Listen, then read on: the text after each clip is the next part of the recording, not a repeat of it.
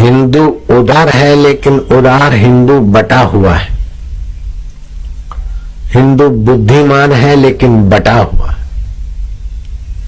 हिंदू शक्तिशाली है, लेकिन कटा हुआ है। हज की यात्रा पूरी हो गई। कुछ लोग जहाज में चर्चा कर रहे थे। वहां शैतान की प्रतिमाएं हैं, साथ साथ कंकड़ मारने को होते हैं। और यरूशलेम के जो जिसको चुंबन करते हैं वो सब एक चमकीला जो चट्टान पत्थर जो भी होगा। जहाज से आते रास्ते में मुझे एक मुसलमान ड्राइवर मिला, जहाज से एयरपोर्ट ले जाने वाला। एयरलाइन की कारें होती है ना, जिसमें वीआईपीओ को ले जाते हैं। मिनिस्टर लोग भी पैदल जाते हैं, लेकिन कोई खास लोगों के लिए कारें आती। तो उस कार का ड्राइवर ने मेरे को बताया कि नेहरू जाना चाहते थे,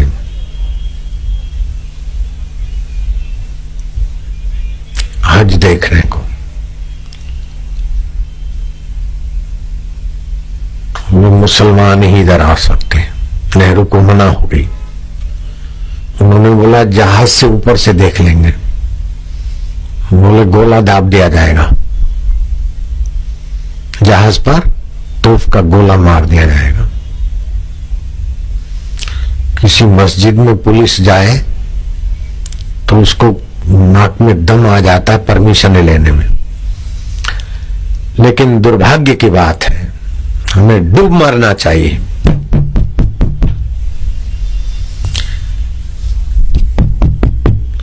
कुछ बिकाऊ अखबार कुछ दिनों से लगे हैं आश्रम की छवि धूमिल करने को। वकीलों के साथ मिलकर मनगढ़ंत कहानियां निंदकों से बनवाकर कुछ का कुछ लिख रहे हैं, मानो अपराधी तो हम ही हैं और हमारे आश्रम में अपराधी लोग रहते हैं। ऐसा कुछ दिनों से अहमदाबाद की अखबारों एक अखबार है, जहां वो अखबार छपती है, उस इलाके के लोग भी उससे तौबा है। उसके कई गुंडों से भी लोग परेशान हैं। लेकिन उस अखबार वाले की दोस्ती हो गई है मुख्यमंत्री के साथ। मुख्यमंत्री के आदमी और अखबार के आदमियों ने मिलकर ऐसा कहर मचाया कि उस कहर का बयान करें तो मेरे आंखों से आंसू आएंगे, या तो फकीरी उफ निकल जाएगी।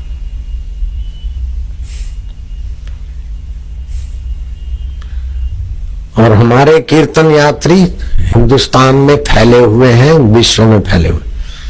कभी भी कीर्तन यात्री ईंटें पत्थर लेके कीर्तन करने नहीं जाते, मुझे पक्का पता है। और गांधीनगर पाटनगर है, वहां ये ऐसा करें। गांधीनगर समिति ग्रेजुएट लोग हैं, वहां ऐसी गलती वो कर नहीं सकते। लेकिन अखबार के गुंडे कुछ थोड़े घुस गए और बाकी की कुछ ईंटें बिछाकर टीवी में ये दिखा रहे हैं कि बापू के आश्रम वालों ने पत्थर मारा किया पुलिस पर, और पुलिस ने कितने गोले दाबे टीयर गैस के। लाठीचार्ज हुआ, ये फलाना फलाना दिखा रहे हैं, सब सेटिंग है। 265 लोगों को जैसे घेटे बकरों को मार मार के ले जाते हैं, ले गए जेल में। वो अभी तक जेल में बंद है। और फिर रात को पुलिस आई संध्या को आश्रम में। जो कोई अनुष्ठान करने आए, जो कोई बेचारा साधन भजन को आया, कोई अमृतसर का है तो कोई लुधियाना का है तो कोई गुजरात के अलग अलग हिस्सों के लोग, बालों से पकड़ा, मारा, भर दिया गाड़ी में। जहां से गाड़ी उतरती है वहां जवान खड़े हैं डंडे लेकर। एक आदमी उतरता है, धाड़ धाड़, पैरों पे पीठ पे, पैरों पे पीठ पे 10-5 डंडे लगते लगते वो गिर जाता है। फिर वो उठता है, फिर डंडे लगते हैं। एक आदमी ने मेरे को बताया मुझे 50 डंडे लगे। जरा मजबूत था। किसी ने बताया 12 लगे, किसी ने बोला 10-5 लगी, किसी ने बोला जरा सा सिर फूटा। इतना कह रहे उसमें एक भी गुनाहगार आदमी मुझे दिखा दे। बाद में क्या हुआ, उनको टॉर्चर्स किया गया, कई प्रकार की यातनाएं मानसिक दी गई और उनसे कोरे पेपर पर साइन करवाए गए। अब वो कुछ भी लिखे 8-10 लोगों से दबाव डालकर कोरे पेपर पे साइन करा दिए। इतना जुल्म हम सहकर भी किसी पार्टी के लिए, किसी सरकार के लिए कुछ नहीं बोलते। अगर हमने बोलना है तो ईश्वर को बोलेंगे और ईश्वर संभालेगा या किसी से संभलवाएगा। हिंदुओं की शान में हाथ डालने वालों को पता चलना चाहिए कि सेटिंग करके साधकों को बदनाम करने का नतीजा क्या होता है। गुंडे टोलियों की अखबार और मुख्यमंत्री की दोस्ती का रिजल्ट क्या होता है, उनको प्रकृति दिखाएगी। 4-6 दिन में, 1 महीने के अंदर तो रिजल्ट आना चाहिए। अगर रिजल्ट नहीं आया तो मैं दाढ़ी मूछ मुंडाकर उस अखबार वाले गुंडे टोलियों के यहां प्यून बन जाऊंगा।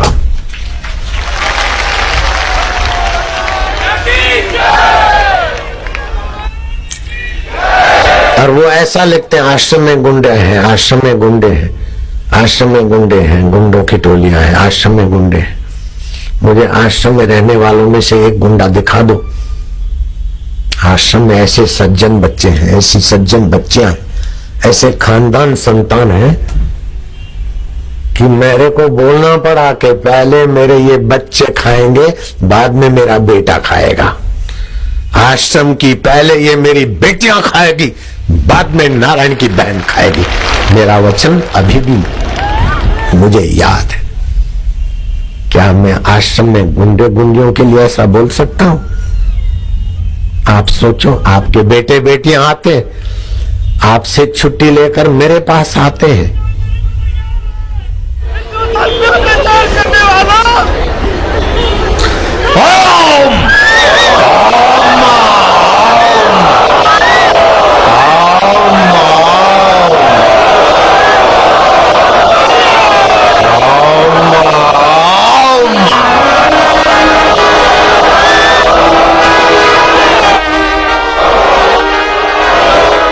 ये तुम्हारे तीर आकाश से जा रहे हैं।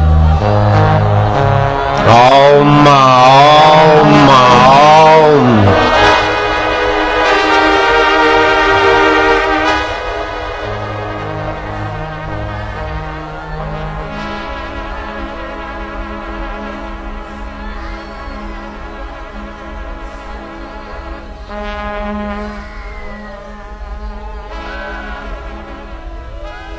मैंने सुना मेरे बच्चों को मार पड़ रही, मैं रात को नींद नहीं कर पाया। 2 रातें ऐसी बीती।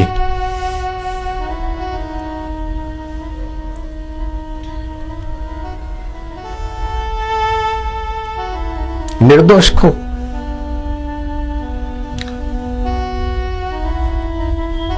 कतार में खड़े हैं, धाड़ धाड़।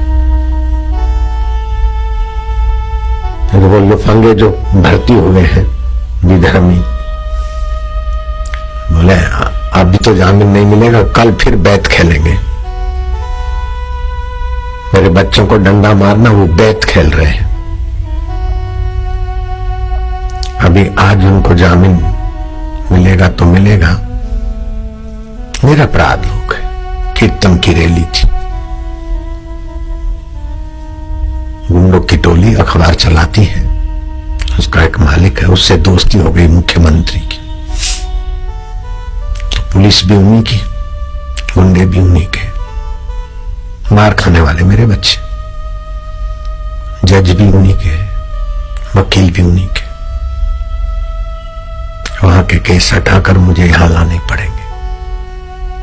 झूठे केस खूब किए। मैं इन सब से जूझते हुए भी तुम्हारे बीच मौज में हूं, लेकिन जब बच्चों से इतना अन्याय हो जाए तो फिर मेरी मौज दुर्वासा का रूप ले लेती।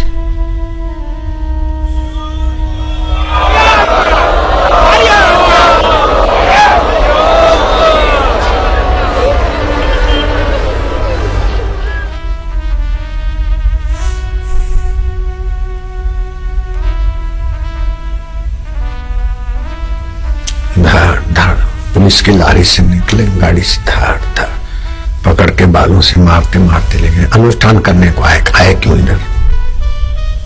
कोई बोलता अगरबत्ती लेने को आए क्यों आए? धाड़ धाड़ भर दिया जेल में। वाह मुख्यमंत्री, तुम्हारी दोस्ती।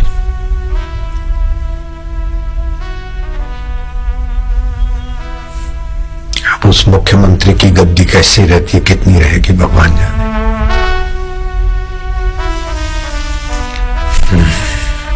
किसकी कृपा से कहां तक पहुंचे थे रही।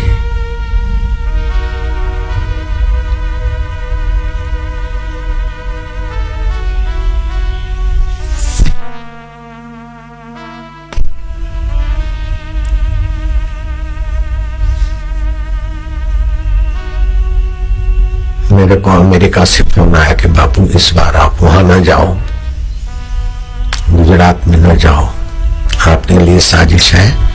जैसे शंकराचार्य को फंसाया, जेल में रख दिया। अहमदाबाद के वकील ने फोन किया रोते हुए कि बापू प्लीज आप नहीं आओ। मैं क्या, मैं तो आऊंगा, मेरे बच्चे वहां और मैं, मेरे को हाथ लगाए। हिंदुस्तान में प्रकृति में क्या है, ईश्वर को करना है, वो ईश्वर जाने। उन पर गुनाह क्या है जिनके लिए बोल रहे ना मिलते नहीं चले गए? उन पर गुनाह क्या लगाया? बोले 304 अनअवेलेबल पकड़ वारंट। गुनाह क्या है?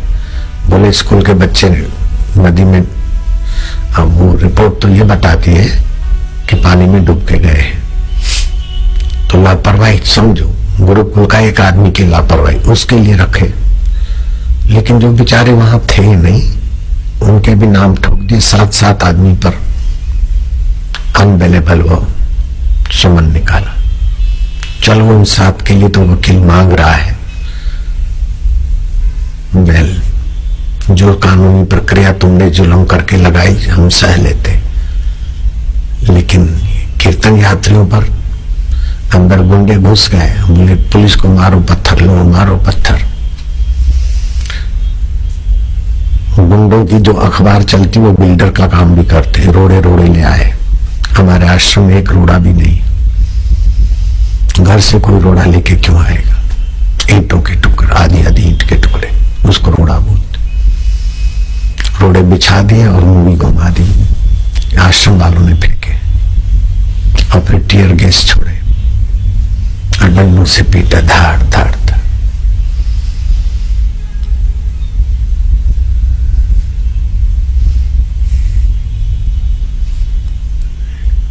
अब जो जेल में बंद है, दिल्ली का पंजाब ये सीए है, घर बार सहित यहां बेच के वहां सेट हुआ है। तनुज सीए अकाउंटेंट है, आश्रम में कीर्तन में गया, वो भी जेल में बंद है, सीए है। अब सीए पत्थर मारने जाएगा। 2 महीने की बच्ची रखकर घर से पति पत्नी गए कीर्तन यात्रा में। उन दोनों को बंद कर दिया, बच्ची हमारी बाहर है, इससे परमिशन लो, इससे परमिशन लो। इतने दिन में 2-3 दिन के बाद बच्ची मां से मिली। एकादशी का खाना नहीं खाते हम, खाओ, धमकी देते खाओ तभी तो मार सकोगे। ऐसी क्रूरता। वो अखबार ऐसा ही जहर उगल रही है, ऐसी कहानियां बना बना कर ऐसे बापू पहले दारू बेचते थे, फिर ऐसा ऐसा क्या क्या गंदा दारू के कहर भी बेचते थे। ऐसी ऐसी गंदी गंदी कहानियां बनाए। समझदार तो नहीं मानेंगे, लेकिन सब लोग समझदार कहां से लाओ? जो डंडे वाले हैं, डंडेबाज जो है, 4th class 3rd class servant,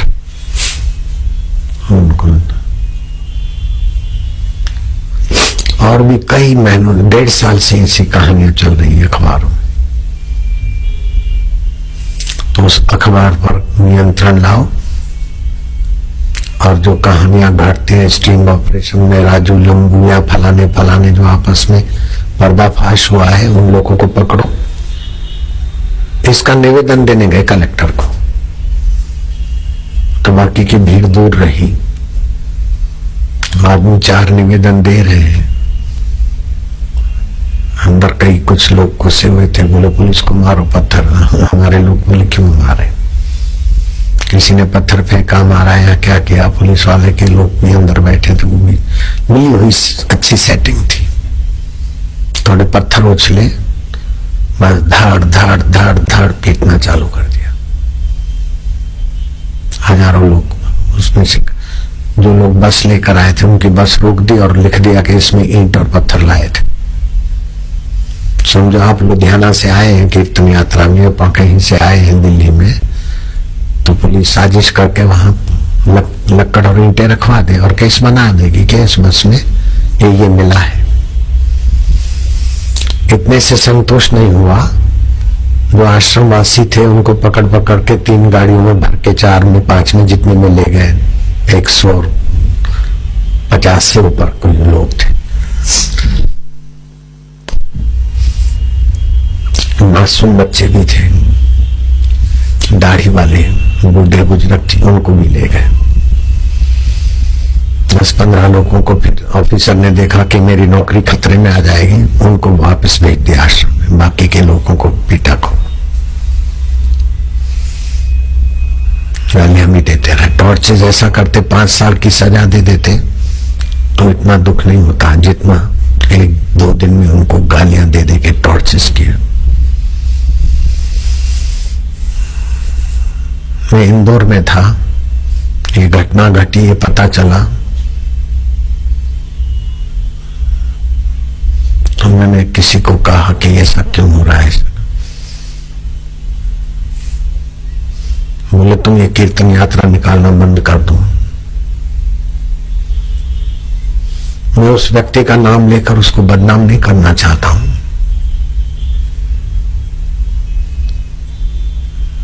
और ये आवेदन जो देते हैं, मतलब तुम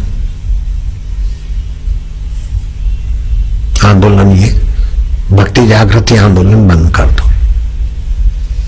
मैं क्या 2 पुलिस की गाड़ी तुम्हारी खड़ी है और उसके पीछे ऑटो रिक्शा हथियारों की भरी हुई 2 आई और पेट्रोल भी आया है, ये मेरे को समाचार मिले हैं, और आग लगाने की साजिश है। और फिर बोलोगे कि समाज के लोग आश्रम से नाराज है, समाज ने आग लगाई, लेकिन कुछ जवान गुंडे भी रास्ते से आ रहे हैं।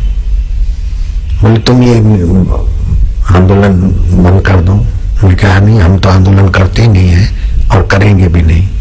बोले ठीक है, सब वापस हो जाएगा। फिर रात भर सुरक्षा रही, उनका सारा प्लानिंग उन्होंने वापस ले लिया। यहां तक कि इनकी मानसिकता हो गई थी। और आपको पता है मैं झूठ बोलने से परहेज करता हूं। मैं झूठ नहीं बोलता हूं, ऐसा कोई बोलता है तो मैं बोलूंगा वो बड़ा झूठा आदमी है। वो बोले मैं झूठ नहीं बोलता हूं तो ये भी बड़ा झूठ है। झूठ बोलने से परहेज करता हूं। कहीं झूठ बोला जाता है तो मैं बोलता हूं ये मेरी मिलावट है, मैं रुक जाता हूं।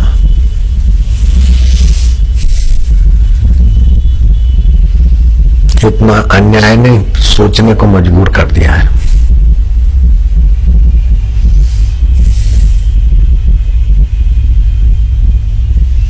आवेश में आकर कुछ भी करेंगे तो जिनके पास सत्ता होती है, लाठी भी उनकी होती है, भैंस भी उनकी होती है।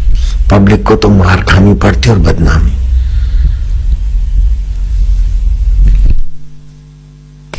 यहां भी लाठी चार्ज होता है ना,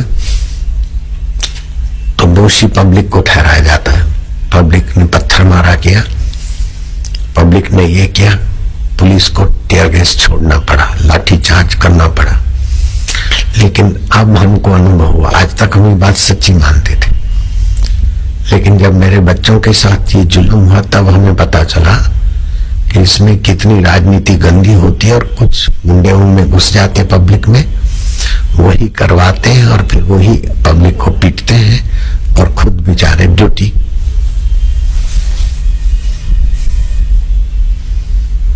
एक आध पुलिस के आदमी को थोड़ा लग गया होगा, टांके आए 2, लेकिन 10 टांके का सर्टिफिकेट बना दिया, 10 टांके आए फलाने साहब को, फलाने को इधर लगा, फलाने को इधर लगा, कहानी बना दी। सर्टिफिकेट तो मिल जाते हैं, सरकारी पुलिस है, सरकार का फोन है, सरकारी सर्टिफिकेट देने वाले। हमारे लोगों को जितना लगा ले गए गाड़ी भर के, अभी नहीं अभी नहीं अभी नहीं, रात को मैंने कुछ भी नहीं, ये तो खाली थोड़ा निशान है, 2 दिन में ठीक हो जाएगा, नहीं दिया सर्टिफिकेट। इधर इधर कई निशान है लाठियों के। हम तो केस करना भी नहीं चाहते क्योंकि हमारा रास्ता नहीं है कोर्ट कचहरियों का, लेकिन उनको जिनको लगा उनको जरा सर्टिफिकेट होकर लूट के बोले ऐसा हुआ, इन्होंने ही कुछ किया तो वो भी नहीं मिले।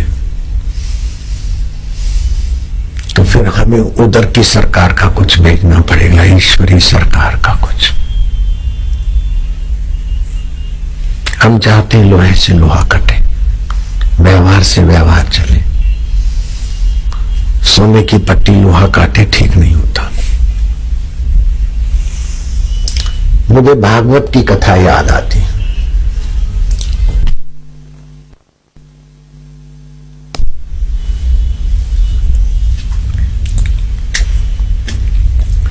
एक गृहस्थी संत थे, उनका नाम था जयदेव जी। उन्होंने गीत गोविंद का रचा है, वो बड़ा प्रसिद्ध है। जयदेव कौन से बोले, गीत गोविंद के रचिए